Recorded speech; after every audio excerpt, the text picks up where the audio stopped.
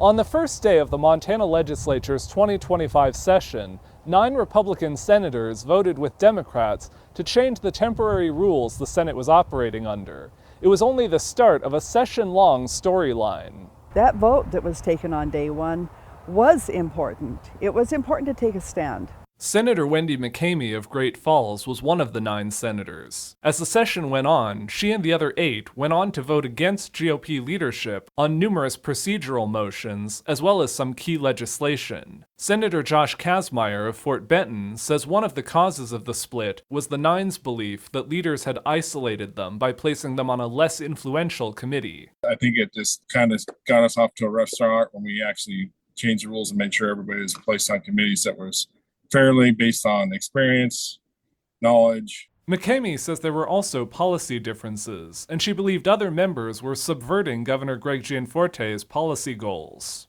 When I saw the lack of support and even opposition to our governor, that was an issue for me.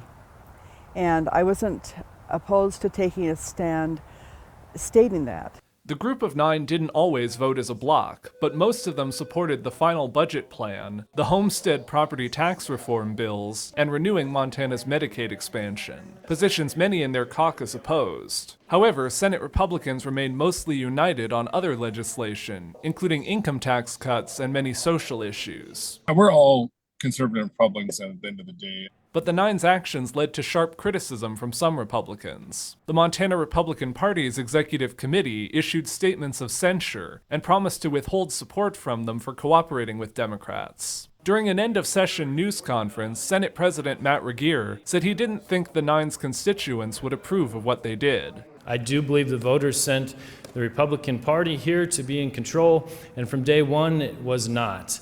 And I don't see that sustainable. I think that in the future, the voters are going to speak their mind. Kazmaier and McCamey denied that they gave Democrats control of the Senate, and said when going to their constituents, they'd stand on what they got done during the session. Once the Montanans start seeing what we did, I think they should be pretty happy. We can call them the Noble 9, we can call them whatever, but I'll own it. We'll be the 9. In Helena, Jonathan Amberian, MTN News.